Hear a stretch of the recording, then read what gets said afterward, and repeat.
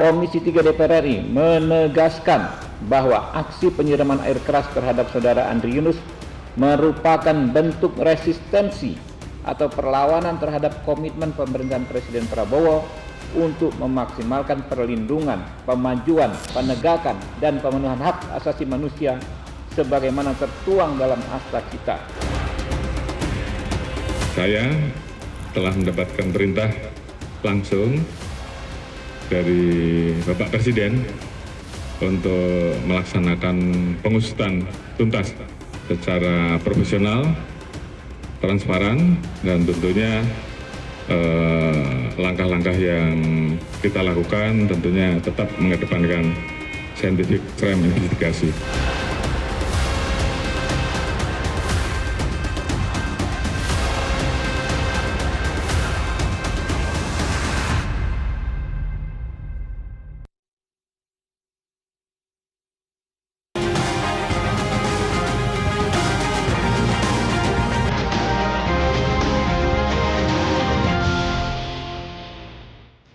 Selamat malam pemirsa, aksi teror penyiraman air keras terhadap aktivis HAM sekaligus Wakil Koordinator Kontras Andri Yunus terus menjadi perhatian publik. Keterangan pelaku dalam serangan brutal tersebut melahirkan analisis aparat bahwa kekerasan tersebut bukanlah aksi kriminal biasa, melainkan serangan yang telah direncanakan dengan matang. Aparat juga sedang mendalami rekaman CCTV terduga pelaku yang semakin memperkuat kecurigaan bahwa ada yang tidak biasa di balik aksi teror ini. Kini publik menunggu langkah aparat penegak hukum, mampukah aparat membongkar siapa dalang di balik teror yang menyerang aktivis Kontras ini. Bersama saya Fitri Megantara, Top Issue memburu pelaku penyiraman air keras aktivis Kontras.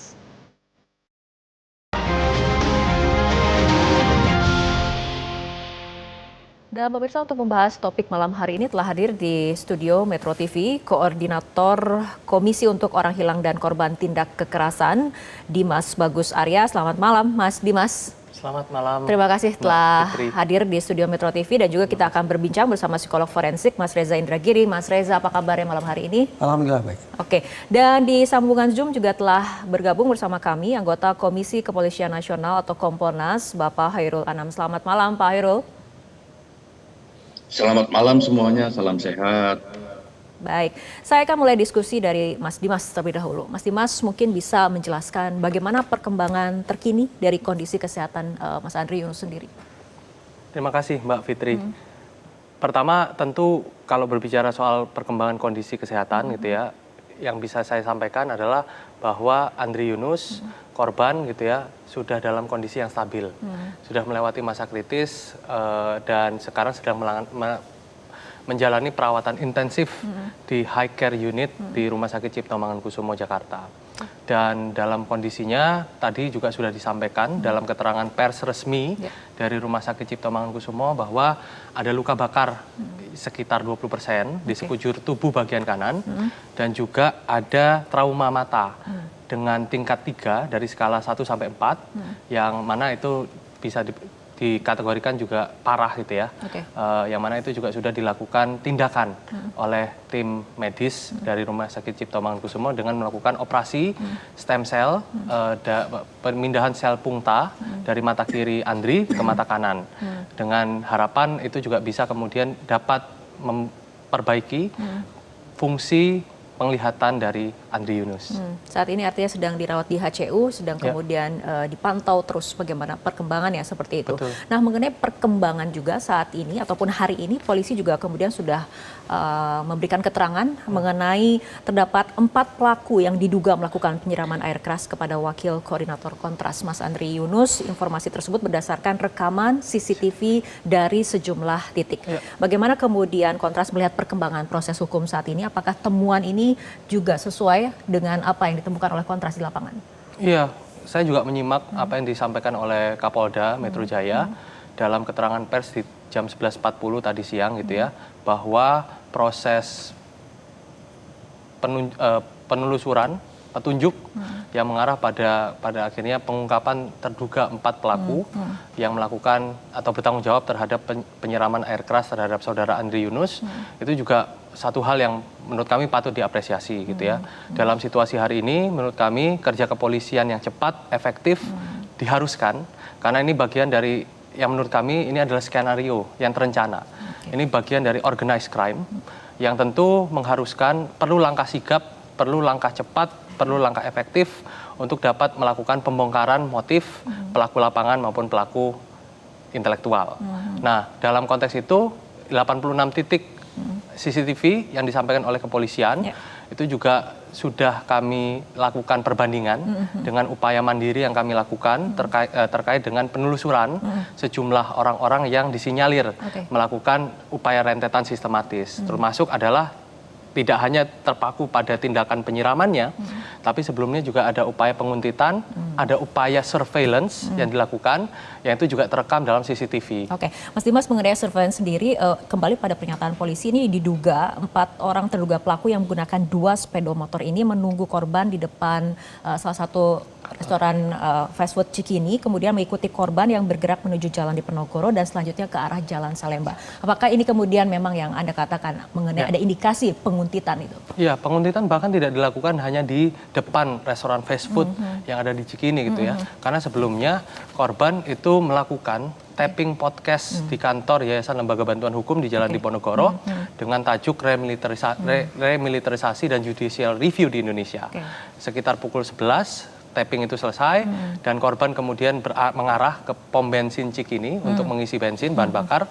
Lalu di mana dari tangkapan layar CCTV yang kami juga lihat gitu ya, bahwa korban ini sudah diuntit, sudah diintai semenjak dia keluar dari kantor Yayasan Lembaga Bantuan Hukum di Diponegoro gitu ya, dan kemudian mengikuti sampai di Cikini, di pom bensin Cikini, dan pada akhirnya melancarkan aksi biadabnya di Jalan Salemba 1. Oke, saya akan bergeser dulu ke Mas Reza. Apabila kita lihat tayangan CCTV, melihat pola 2 orang yang sedang bersepeda motor di malam hari, kemudian melakukan aksinya kepada Mas Andri Yunus. Bagaimana Anda profiling dari kedua pelaku ini, Mas Reza? Yang bisa saya lihat hanya 2 orang. Jadi ketika polisi mengatakan ada 4 orang atau mungkin lebih, karena tidak teramati, praktis saya tidak bisa memberikan cermatan. Begini, kalau tadi dikatakan oleh Mas Dimas bahwa ini terencana. Kemudian dari pihak kepolisian juga disebut-sebut sepertinya percobaan pembunuhan berencana. Demikian pula Ketua Komisi 3 Segendang Sepenarian mengatakan ini bukan sebuah kejahatan spontan. Kita akan bisa menakar apakah ini sungguh-sungguh terencana kalau dari sudut pandang psikologi forensik ada 4 tolok ukur yang terpenuhi. Yaitu target, insentif, resources atau sumber daya dan resiko. Saya kupas satu persatu. Target, bahwa para pelaku sudah mengincar memang pihak inilah, bukan pihak lain lah yang akan menjadi sasaran kejahatannya. Anggaplah, karena ini bukan kejahatan spontan, karena ini bukan salah sasaran, maka kita asumsikan bahwa para pelaku sudah betul-betul mengincar saudara Andri Yunus sebagai pihak yang akan mereka jahati. Terpenuhi target. Yang kedua, insentif. Sesungguhnya ini yang saya pertanyakan. Kalau kita bangun spekulasi bahwa penyerangan ini bersangkut paut dengan pekerjaan atau aktivitas Andri Yunus sebagai seorang pegiat HAM, di kontras, sesungguhnya insentif apa yang ingin dapat oleh para pelaku? Ini yang belum terjawab sampai sekarang. Yang ketiga, sumber daya, resources sudah jelas. Lebih dari 1 orang berarti adanya sumber daya berupa sesama kolega, sesama teman. Kendaraan bermotor, air keras, pemilihan waktu, pemilihan lokasi. Itu semua menandakan sudah ada pemenuhan resources atau sumber daya. Cuma yang menjadi kejanggalan atau paling tidak tanda tanya adalah pada elemen yang keempat, yaitu risk atau resiko. Nalar awam mengatakan setiap pelaku kejahatan, lebih-lebih pelaku kejahatan yang terorganisasi, niscaya akan berusaha melakukan sekian banyak langkah untuk memastikan resiko dia akan bisa diatasi. Misalnya, merusak CCTV, menghilangkan barang bukti, mempengaruhi sanksi, melakukan hengki-pengki dengan polisi, dan seterusnya. Tapi aneh bin ajaib, pada peristiwa yang saya simak di media, tampak para pelaku tidak memakai penutup muka. Terkesan mereka juga tidak memakai sarung tangan. Lebih-lebih pelaku kemudian melemparkan botolnya begitu saja. Itu artinya meninggalkan barang bukti. Jejak ya. Saya menjadi ragu, paling tidak pada elemen yang keempat atau resiko, yaitu pengelolaan resiko, pengelolaan risk ini, bagaimana saya bisa teryakinkan ini merupakan sebuah tindak tanduk yang memenuhi elemen itu. Karena itu, kendati sejak awal kita semua tampaknya bersepakat ini merupakan kejahatan yang berencana, tapi ada dua elemen yang belum terjawab secara definitif hingga saat ini, paling tidak bagi saya. Pertama terkait dengan insentif, dan yang kedua terkait dengan pengelolaan resiko. Apa boleh buat? Kalau dua elemen ini belum terjawab, maka praktis saya tidak mengiyakan dan juga tidak menyanggah. Namun paling tidak saya memiliki alasan untuk mempertanyakan seberapa jauh, seberapa kokoh sesungguhnya spekulasi yang kita bangun bahwa ini merupakan kejahatan berencana. Oke, kita akan tunggu tanggapan dari Mas Dimas dan juga Pak Hairul Anam, tapi kita ikuti jeda berikut terlebih dahulu.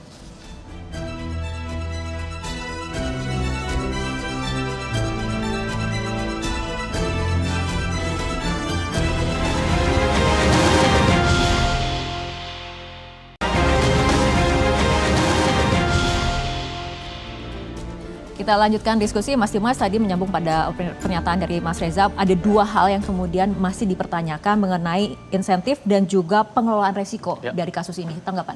Ya, saya mungkin mau menanggapi Bang Reza ya gitu. Analisanya tentu berangkat dari keilmuan dan juga kepakaran gitu ya.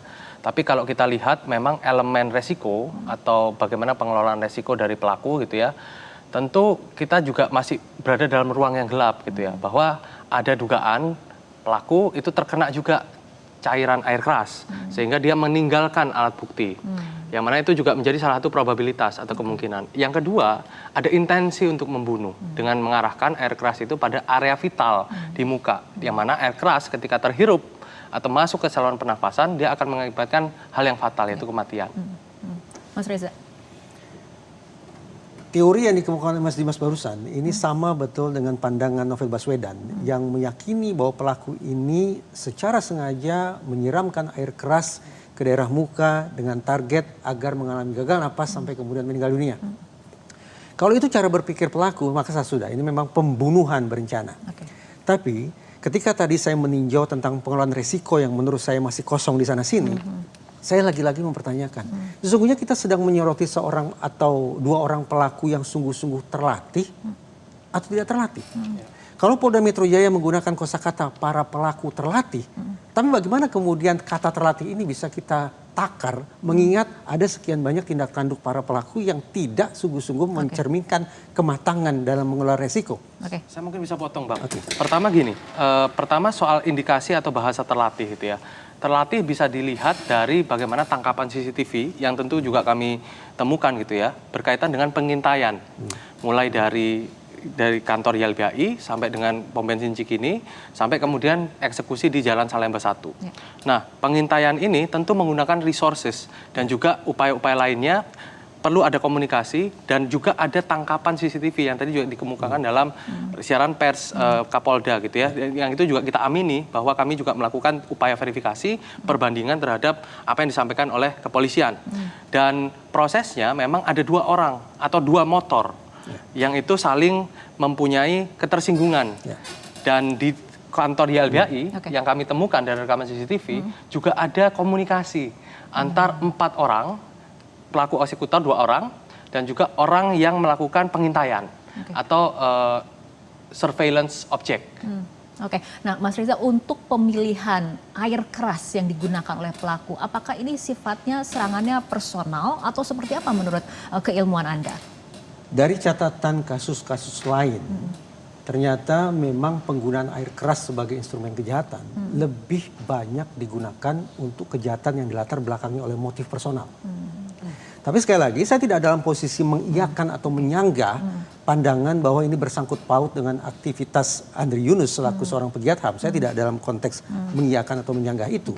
Namun per detik ini saya masih membuka ruang spekulasi bahwa di samping kemungkinan ini merupakan sebuah percobaan pembunuhan berencana, sesungguhnya masih juga terbuka ruang spekulasi bahwa ini dilatar belakangi oleh motif pribadi. Artinya ada konflik personal antara entah itu pelaku lapangan atau orang yang punya hajat besar di balik peristiwa ini dengan Andri Yunus. Baik, saya akan ke Cak Anam terlebih dahulu. Cak Anam, ini bagaimana dari Kompolnas mengawal agar kasus ini diselidiki dengan transparan, tidak berlarut-larut dan tidak ada intervensi? Ya, yang pertama-tama saya sendiri sudah bertemu dengan tim penyidiknya, menanyakan progresnya.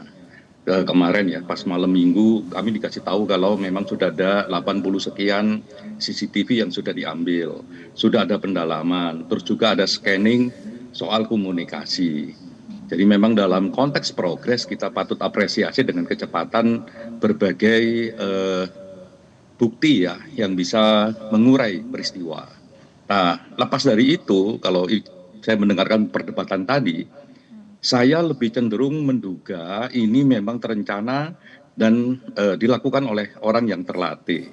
Salah satu indikator yang paling kuat adalah bagaimana mekanisme komunikasi. Mekanisme komunikasi pilihan penggunaan HP yang digunakan, pasca peristiwa HP-nya di mana, terus nomornya dimatiin ataukah tidak, dibuang di mana dan sebagainya, itu juga menunjukkan orang terlatih. Yang berikutnya adalah soal pengintaian. Pengintaian itu cukup intensif. Kalau kita urai timeline ya, timeline based on CCTV itu pengintaiannya cukup intensif. Kalau tidak orang yang minimal terlatih secara disiplin ya, nggak terlatih kayak begitu, nggak mungkin mereka bisa dengan rentang waktu yang cukup lama, ya tidak 1-2 jam saja, tapi cukup lama melakukan persiapan pengintaian dan pengintaian itu sendiri, dan bagaimana cara mereka berkomunikasi dan menghilangkan komunikasinya. Nah itu saya menduga ini memang dilakukan oleh sekelompok orang yang terlatih. Lah kalau ini pilihannya sekelompok orang yang terlatih, artinya memang ya ada orang yang memiliki kepentingan, siapapun dia, ya memiliki kepentingan terhadap kerja-kerja dari Kontras gitu. Nah ini yang saya dapatkan ya, saya berinteraksi dengan teman-teman penyidik, berinteraksi dengan teman-teman komunitas hak asasi manusia, juga ngecek di lapangan juga, itu yang saya temukan itu. Oke, hasil kemudian komunikasi dengan teman-teman penyidik, apakah kemudian Kompolnas sudah mengetahui apakah polisi sudah mengantongi identitas dari 4 terduga pelaku yang disebutkan ini? Yang pasti dari bentuk CCTV dapat, dari cara terduga pelaku ini berkomunikasinya, polanya juga dapat. Pasca peristiwa juga dapat, sebelum peristiwa juga dapat. Saya kira fakta-fakta itu ya harusnya bisa ditarik kesimpulan kira-kira dia itu siapa dan profesinya apa, terlatih ataukah tidak terlatih itu udah dapat gitu. Sebenarnya ya, cuman memang kan ini kan ada kebutuhan-kebutuhan yang sifatnya penegakan hukum, yang pembuktiannya cukup ketat gitu. Oleh karenanya memang ya kita minta supaya polisi tetap harus profesional, ya meneliti secara dalam, pendekatannya memang harus ilmiah. Di samping itu ya ayo secara bersama-sama bahu-membahu mengawasi prosesnya agar peristiwa ini terang benderang, tidak hanya pelaku lapangan yang bisa diungkap tapi juga pelaku yang bertanggung jawab. Tapi sepanjang sampai sekarang sih prosesnya kami apresiasi terhadap langkah yang dilakukan oleh kepolisian dengan kecepatan dan bahan-bahan yang sudah mereka dapat. Oke, kembali ke Mas Dimas. Cana mengatakan ini terencana, terlatih, dilihat dari mekanisme komunikasi yang mereka lakukan. Saya juga mau menambahkan ya, dalam konteks terlatih dan juga mungkin direncanakan, kita coba lihat track recordnya Mas Andri dalam ruang kerja dia sebagai pembela hak asasi manusia. Dalam 1 tahun terakhir, Andri Yunus adalah sosok yang mendobrak rapat kerja tim panitia kerja pembahasan RUU TNI di Vermont pada tanggal 17 Maret 2025. Andri Yunus adalah orang yang memberikan kesaksian ketika judicial review soal revisi Undang-Undang TNI. Jadi dalam kacamata seperti ini dan dalam rekam historis yang ada soal intimidasi menggunakan air keras, menggunakan alat-alat teror gitu ya, tentu ini bagian dari skema.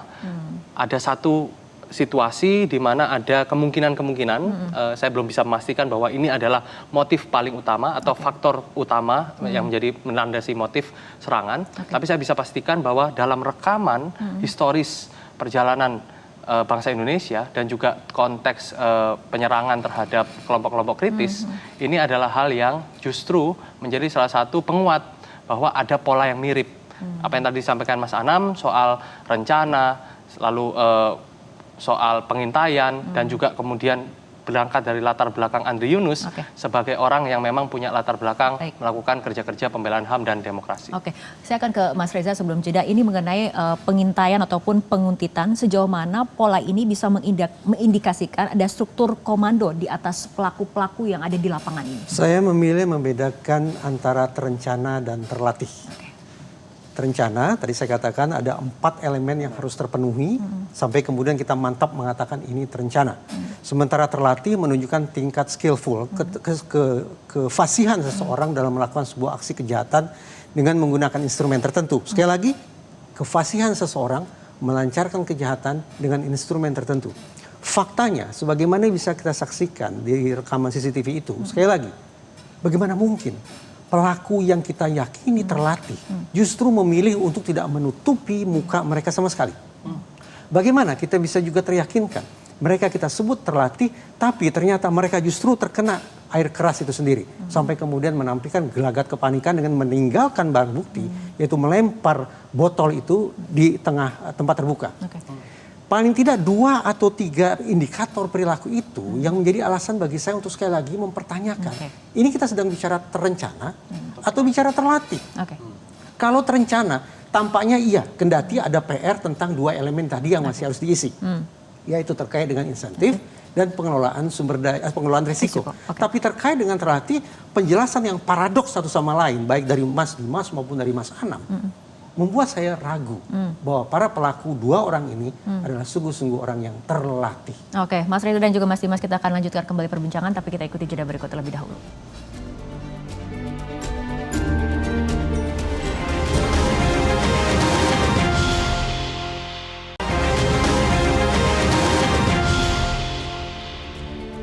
Pemirsa, kita akan lanjutkan diskusi. Saya akan ke Ca Anam. Ca Anam, ini juga ada kemudian kekhawatiran dari publik. Apakah kemudian kasus ini nantinya akan hanya berhenti di eksekutor ataupun pelaku lapangan? Bagaimana kemudian Kompolnas memastikan bahwa ini diusut secara tuntas, termasuk jika ada aktor intelektualnya?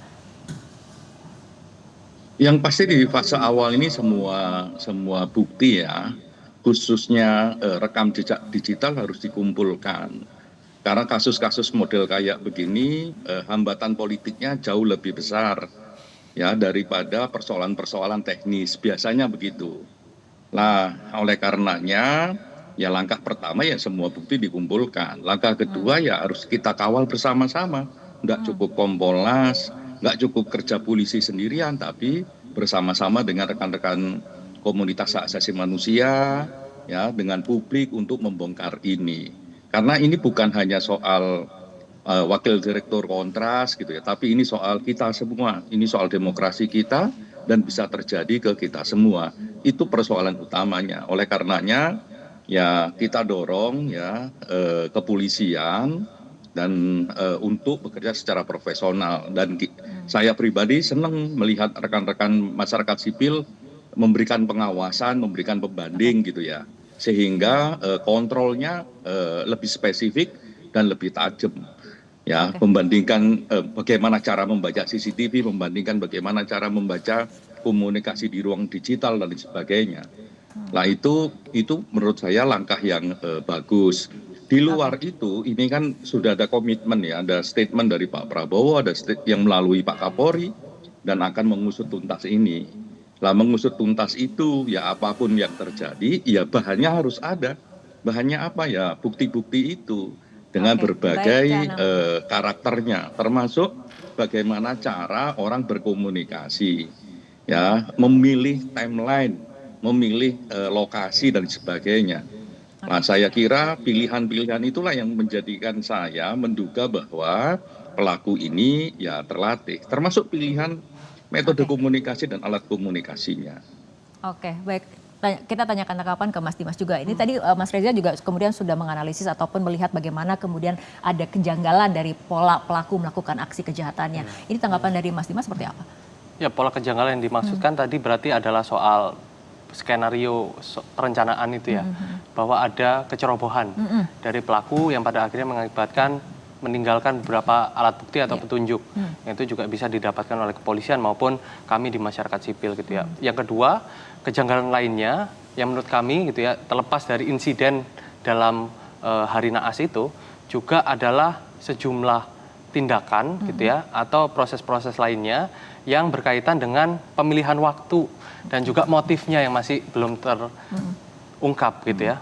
Tentu meninjau motif harus ada beberapa analisa dan kami sedang melakukan itu di masyarakat sipil, terutama di Kontras, karena kami mau coba melihat sebenarnya apa sih yang melandasi sampai akhirnya ada serangan secara nyata kepada Andri Yunus gitu ya. Dan saya bisa pastikan bahwa sejumlah upaya-upaya atau tindakan-tindakan yang mengarah pada peristiwa-peristiwa yang sifatnya brutal ini itu dilandasi oleh kiprah dari Mas Andri Yunus dan juga bagaimana eksistensi dia sebagai pembela hak asasi manusia dan bekerja di Kontras. Oke, Mas Reza? Saya merasa terluka tapi sekaligus bangga akan kiprah Andri Yunus ini. Mengingatkan saya pada sosok pahlawan HAM yaitu Munir. Munir adalah orang nomor 1 di Kontras dan juga tokoh elit di Imparsial. Pertanyaannya, kalau memang para pelaku ini punya misi besar, katakanlah untuk membungkam para pegiat sipil, kenapa yang mereka incar justru tanda petik sebatas wakil koordinatornya? Bukankah aksi kejahatan itu akan lebih dahsyat pesannya, akan lebih impactful kalau yang diincar adalah koordinator Kontras itu sendiri? Kenapa yang justru diincar adalah wakil koordinator? Kira-kira apa, Mas?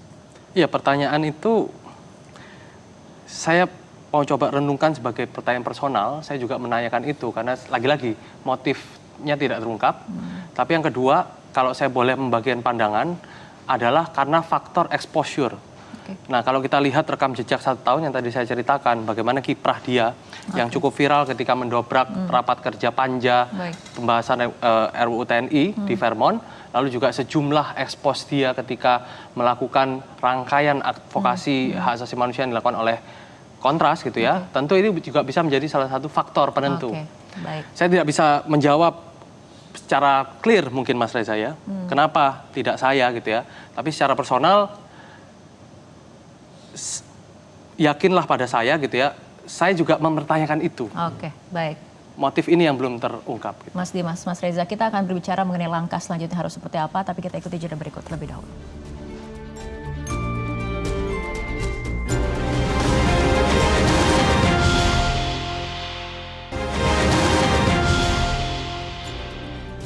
Pemirsa, diskusi kembali kami lanjutkan. Saya akan ke Cak Anam. Apa langkah Kompolnas untuk mengawal memang agar kemudian penyidikan ini dapat diselesaikan secara tuntas dan transparan dan segera dipublikasikan?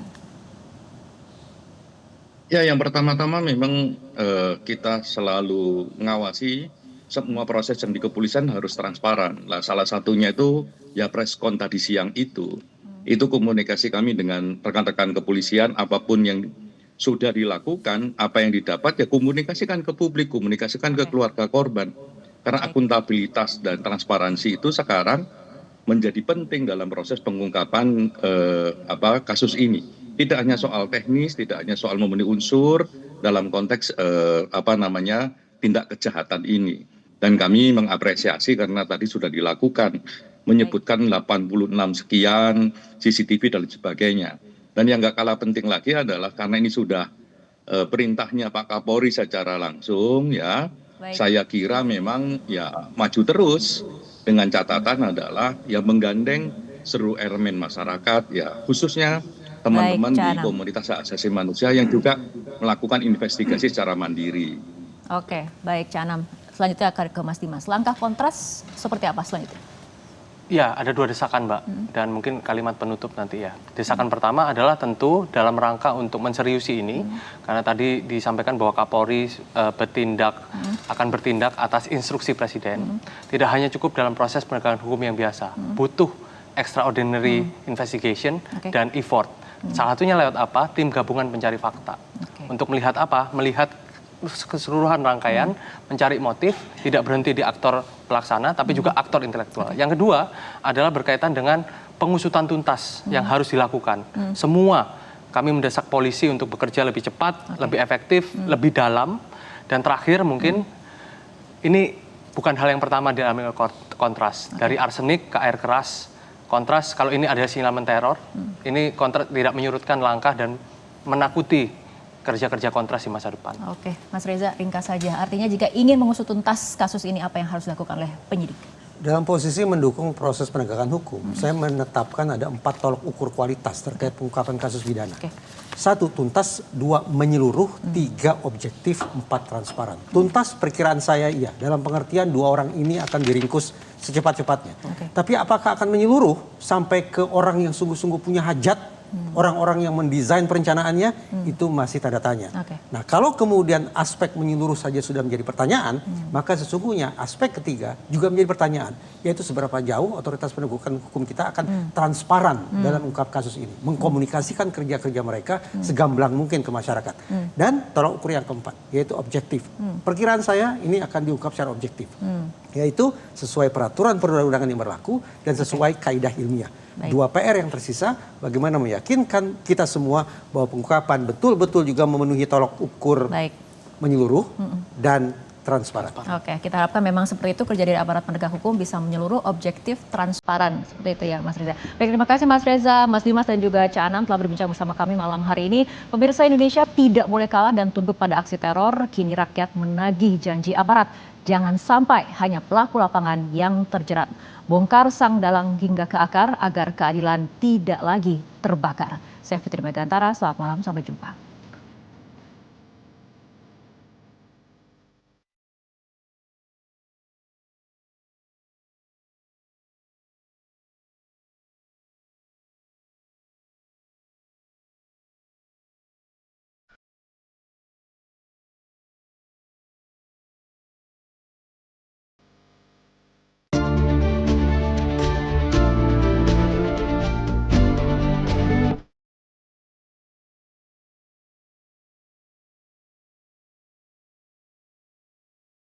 Metro TV. Jelajahi cara baru mendapatkan informasi. Download Metro TV Extend sekarang.